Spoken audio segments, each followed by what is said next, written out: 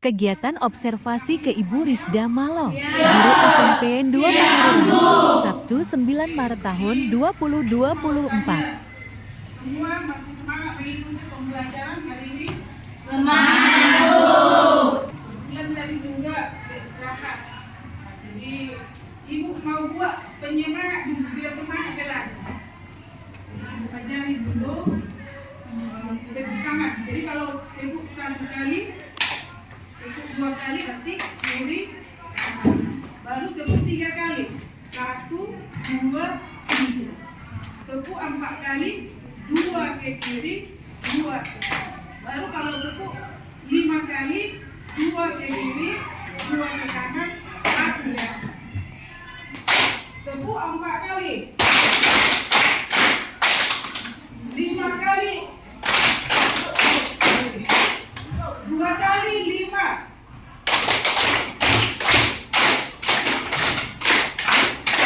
Oke, mantap. Tapi masih ada kurang karena memang baru pertama kali. Jadi coba kita kasihkan lagi untuk tepuk 5 kali. Jadi kalau saya bilang 2 kali 5 kali berarti 5 limanya 2. Paham kan? Oke, tekan untuk kita semua. Oke, berarti ini ya.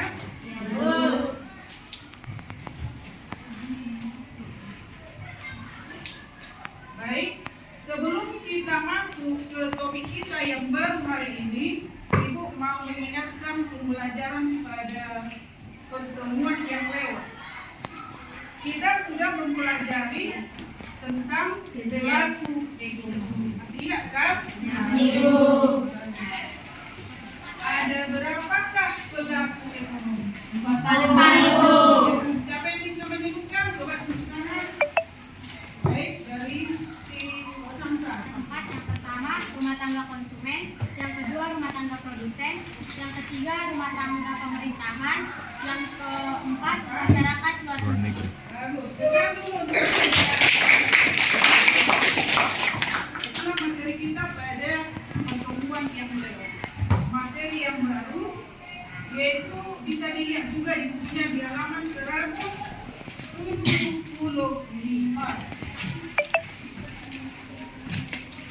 Ya, sudah mana? Tujuh ke materi.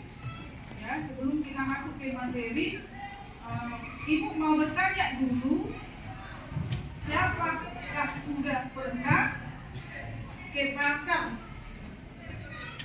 Sudah pernah. Pasar, sudah nggak? Di pasar itu pasti ada kegiatan, ada jual, ada beli. Ada kegiatannya transaksi jual beli. Membeli apa? Berarti barang.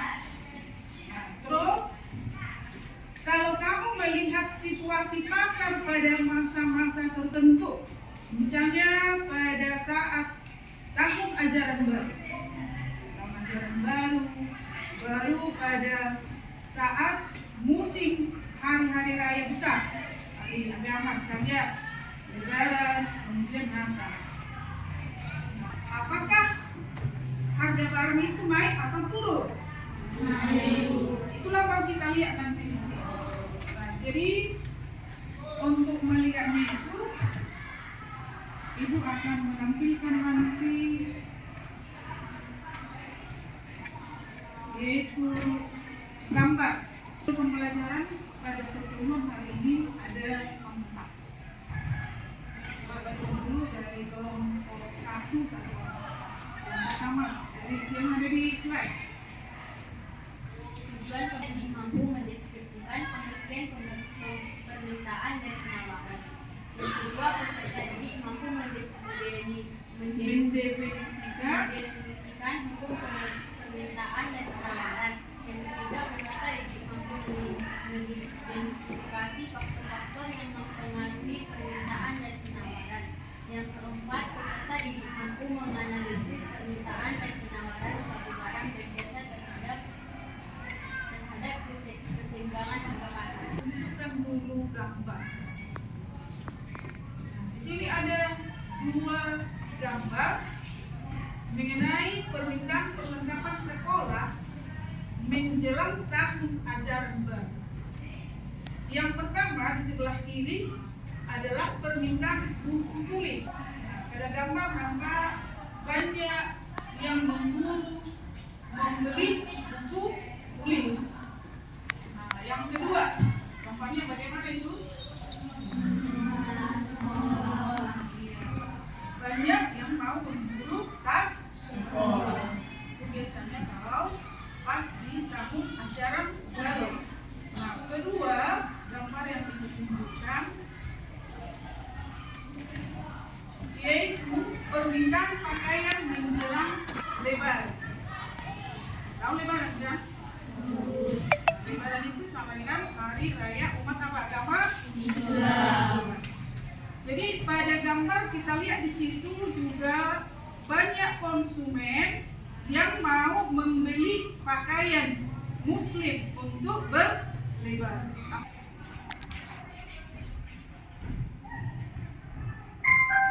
Perlengkapan alat tulis sekolah di Pasar Perdagangan Lapangan Jakarta Selatan dengan laku omset.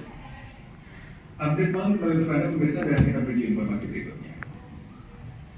Usai libur kenaikan kelas, warga pada di toko perlengkapan alat tulis sekolah di Pasar Perdagangan Lapangan Jakarta Selatan. Pedagang laku omset penjualan tahun ini juga ikut meningkat meski ada kenaikan harga perlengkapan sekolah.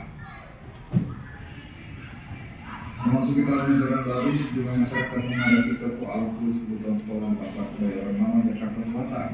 Mereka harus antri demi mendapatkan peralatan sekolah untuk sambil nanti. Salah satu pembeli, Naomi, mengaku harga perlengkapan alat tulis mengalami kenaikan. Akibatnya pengeluaran Naomi untuk kebutuhan sekolah sang anak meningkat.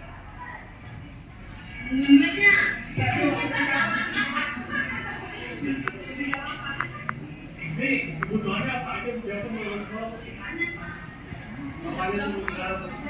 Lebih dari budget ini. Kalau bisa membeli buat anak. Coba beli buat anak. Banyak apa ya? Hampir 20%. Ya, 20%. Berapa biasa? Dari tahun ini sampai tahun. Hari pertama sekolah di DKI Jakarta dimulai pada Rabu 12 Juli 2023. Tadi sudah lihat tadi videonya itu mengenai permintaan alat-alat keperluan sekolah di dalam tahun baru. Jadi mungkin bisa nanti dari video itu bisa kamu mengerti bagaimanakah pengaruh permintaan itu terhadap harga. Jadi kita sekarang masuk dalam teknologi sesuai judul materi kita tadi beragam, bermacam-macam. Nah, karena bermacam-macam kebutuhan manusia, maka hal ini mempengaruhi terhadap perbedaan kebutuhan antara seorang dengan orang lain. Nah, hal ini pun mempengaruhi terhadap permintaan individu maupun orang lain terhadap barang dan jasa. Jadi karena ada kebutuhan yang berbeda tadi, itulah yang membuat kita mengalami permintaan terhadap barang dan jasa. Ada pilihan apa yang itu permintaan?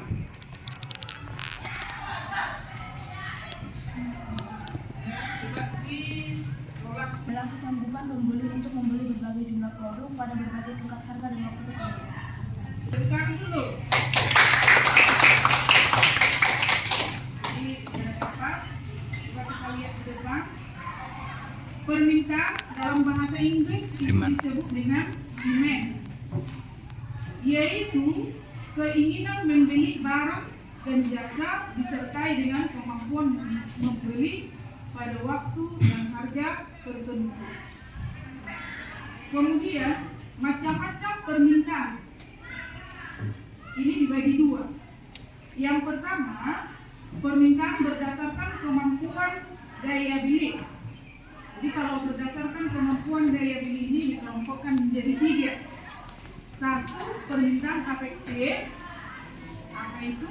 Yaitu permintaan akan suatu barang dan jasa disertai dengan kemampuan daya beli dan sudah melakukan pembelian barang.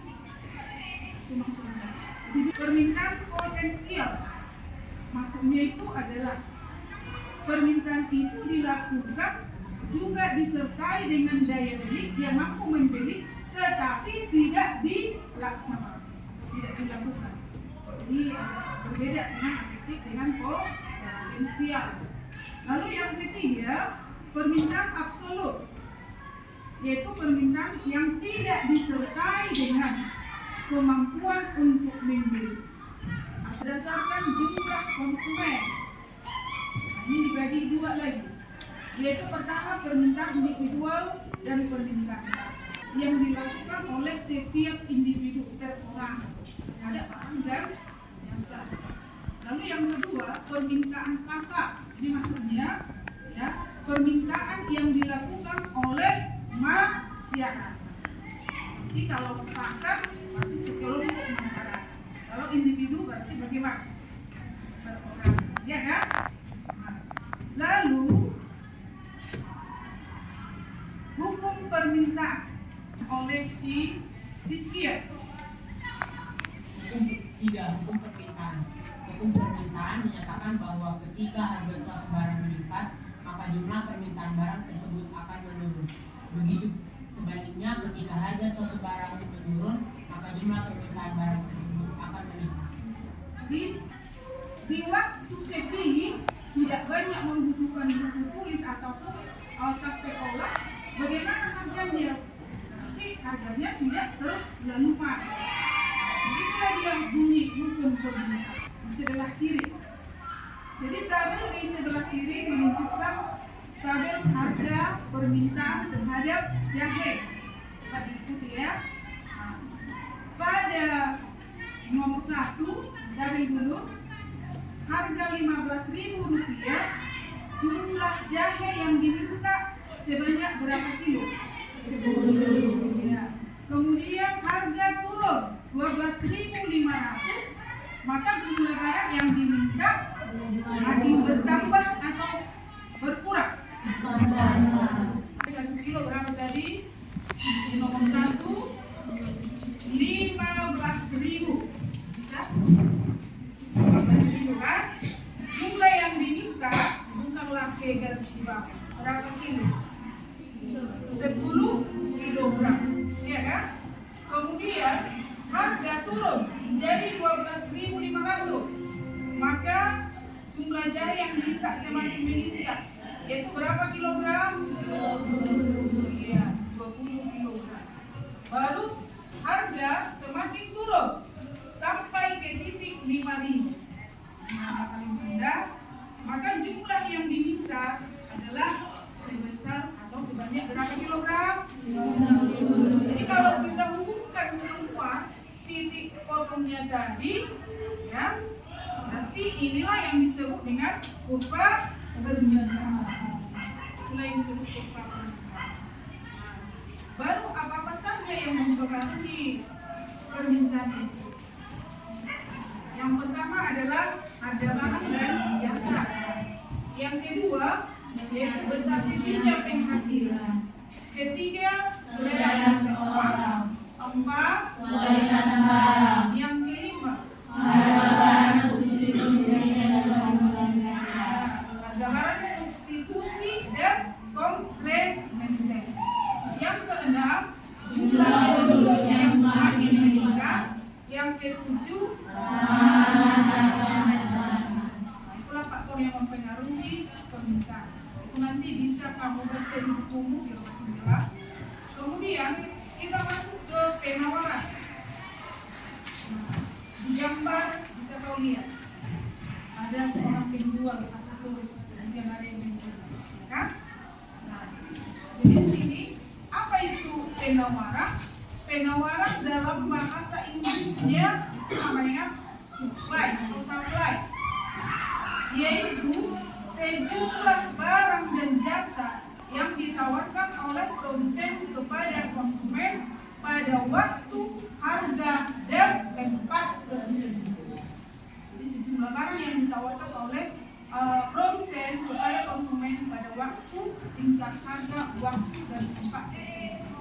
Itulah yang disebut dengan penawaran. Lalu hukum penawaran bagaimana?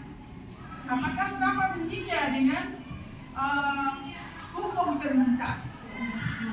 Yang tidak. Jadi kalau hukum permintaan itu tadi harga naik maka jumlah yang diminta turun, ya kan? Sebaliknya harga turun yang jumlah barang yang diminta naik. Nah, kalau pada hukum penawaran bagaimana? Jika harga naik maka jumlah barang yang ditawarkan akan naik. Jalan dia, udah? Sebaliknya jika harga barang itu turun maka jumlah yang ditawarkan ikut turun. Jadi kan berarti berbanding lurus. Kalau permintaan itu tadi berbanding terbalik. Siapa nanti kan? Kemudian dari hukum permintaan nanti juga kita bisa menggambar kurva penawaran. Lalu di sini ada faktor yang mempengaruhi penawaran. Yang pertama faktornya adalah biaya produksi, yang kedua perkembangan teknologi, yang ketiga harapan untuk mendapatkan laba, keempat kebijakan pemerintah. Jadi faktor itu juga bisa nanti membaca di bukunya jelas. Sekarang kita lihat bagaimana ini menggambar kurva penawaran. Jadi hampir sama dengan kurva permintaan tadi. Di situ ada tabel yaitu permintaan roti coklat. Ya, ada jumlah penawaran roti coklat. Pada saat harga roti tersebut 500, atau coba dulu lihat di harga roti coklat paling rendah berapa rupiah? 100 rupiah. Paling tinggi 3.000, ya kan? Nah, coba kita lihat. Pada saat harga 500 rupiah, jumlah penawaran roti coklat berapa? Nggak ada ditawarkan. Karena apa? Mungkin ya produsen atau penjual berasa rugi sehingga nggak mau menjual roti. Lalu naik harganya menjadi 1.000. Jumlah yang ditawarkan menjadi berapa? 2. Lalu yang ketiga meningkat lagi 1.500. Maka jumlah roti yang ditawarkan adalah 4. Begitu seterusnya. Sampai harga tertinggi 3.000, jumlah yang ditawarkan menjadi meningkat sebanyak berapa roti coklat? 10. Sesuai hukum penawaran tadi. Nah, jadi ini kurva penawarannya bagaimana cara menggambarkan sama, hampir sama dengan kurva permintaan. Pada garis vertikal itu tak menunjukkan apa tadi? Harga. Pada garis horizontal itu menunjukkan jumlah barang yang ditawarkan. Nah, coba lihat di tabel pertama, harga 500. Berapakah jumlah yang ditawarkan? Oh, itulah yang paling bawah. Bisa dilihat itu? Nah, itu dia 500 yang ditawarkan 0. Sejajar dengan garis 0. Kedua, harga 1.000, maka yang ditawarkan menjadi 2. Yang jumlah yang ditawarkan dari 0, 2, 4, 6, 8, 10. Nah, terus pada saat harga 3.000, yang ditawarkan menjadi berapa jumlahnya? 10. Bila dia paling tinggi, hubungkan ke angka 10. Nah, jadi semua titik potong antara harga dengan jumlah yang ditawarkan kita hubungkan semua, maka terbentuklah kurva apa? Kurva apa? Itulah mengenai kurva. Lalu di sini ada harga keseimbangan. Jadi harga keseimbangan kamu lihat, coba dilihat dulu pada gambarnya sebelum ini jelas. Kira-kira kurva permintaan yang berwarna apa? Ada yang tahu? Oke, coba dulu yang kanan. Mana yang kanan? Ya, warna? Iya, betul. Kemudian kurva penawaran. Jadi titik potong keduanya ada tadi di situ. Nah, ini tadi kontrak permintaan. Jadi titik potongnya nanti kalau kita lihat terjadi di titik E. Jadi hubungan antara permintaan dengan penawaran itu menyebabkan terbentuknya harga keseimbangan atau disebut juga harga pasar. Jadi berapa kalau dalam gambar yang kamu lihat di depan ini? Berapakah harga pada titik potong antara kurva permintaan dengan penawaran? 15.000. Kemudian jumlah yang diminta dengan ditawarkan sama, yaitu sebanyak berapa? Bukan berarti jumlah garis horizontal 15. Atau bisa mau lihat di tabelnya, ya kan? Sama kan? Pada tabel poin ketiga, harga 15.000 yang diminta berapa? 15. Yang ditawarkan 12. Itulah dia. Jadi hubungan antara permintaan dengan penawaran akan membentuk terjadinya apa? Terbentuk harga keseimbangan atau harga pasar. Oke. Nah, itulah dulu tentang materi kita. Nah, jadi untuk itu kita akan membagi tugas untuk kalian kerjakan.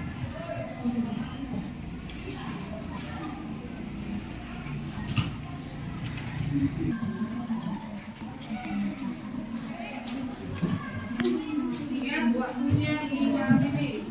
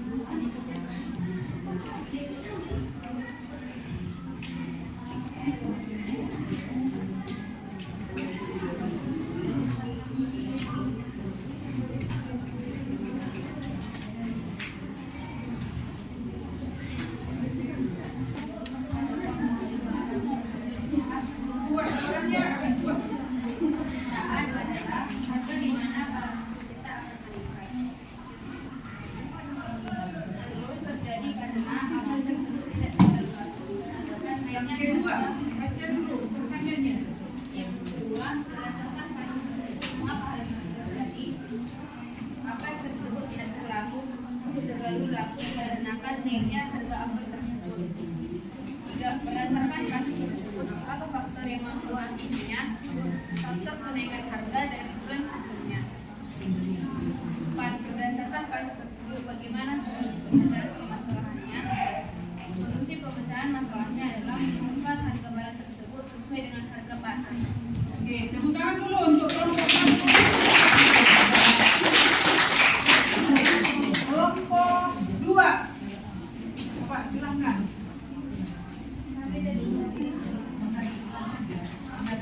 Menghadap kemari, menghadap kemari. Kami dari kelompok 2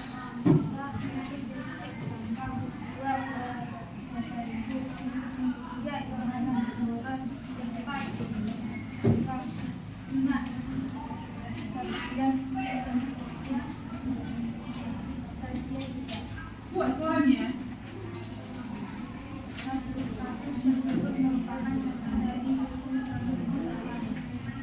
Agak kuat suaranya ya. A. Kasus tersebut merupakan contoh dari hukum permintaan. Lantas apa itu kasus, apa itu hukum permintaan? Ayo. B. Berdasarkan kasus tersebut, mengapa hal itu dapat terjadi adalah kesanggupan pembeli untuk membeli berbagai jumlah produk pada berbagai tingkat harga dan waktu tertentu. B. Berdasarkan kasus tersebut, mengapa hal itu dapat terjadi? Karena sebelumnya harga apel 30.000 per kilogram. Banyak yang membeli dan tertarik. Melihat kondisi tersebut, penjual menaikkan harga 50.000 per kilogram. Akhirnya apel tersebut tidak terlalu laku seperti sebelumnya. C. Berdasarkan kasus tersebut, apa faktor yang mempengaruhinya? Karena penjual menaikkan harga apel sehingga pembeli tidak terlalu tertarik. D. Berdasarkan kasus tersebut, bagaimana solusi pemecahan permasalahannya? Penjual seharusnya menyeimbangkan harga apel per kilonya. Ya, bagus. maka permintaan barang tersebut akan meningkat. Berdasarkan kasus tersebut, mengapa hal itu dapat terjadi? Karena adanya hukum permintaan. Berdasarkan kasus tersebut, Nama anggota Jason Menurun, Miskia Sumbalan, Kiri Sinoping, Independen Laho, Petani Semarang. A. Kasus tersebut merupakan contoh dari hukum permintaan. Lantas apa itu hukum permintaan? Hukum permintaan yaitu jika harga barang naik, maka jumlah barang yang diminta akan turun. Sebaliknya, jika harga barang turun, maka jumlah barang yang diminta akan meningkat. D. Berdasarkan kasus tersebut, mengapa hal itu terjadi? Karena kenaikan tingginya harga yang meningkat. C. Berdasarkan kasus tersebut, apa faktor yang mempengaruhinya?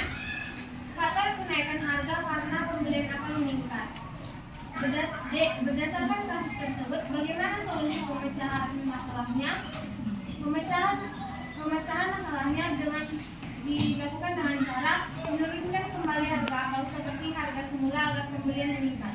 Oke, bagus.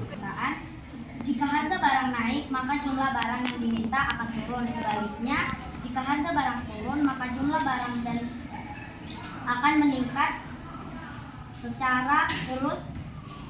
B. Berdasarkan kasus tersebut, mengapa hal itu terjadi?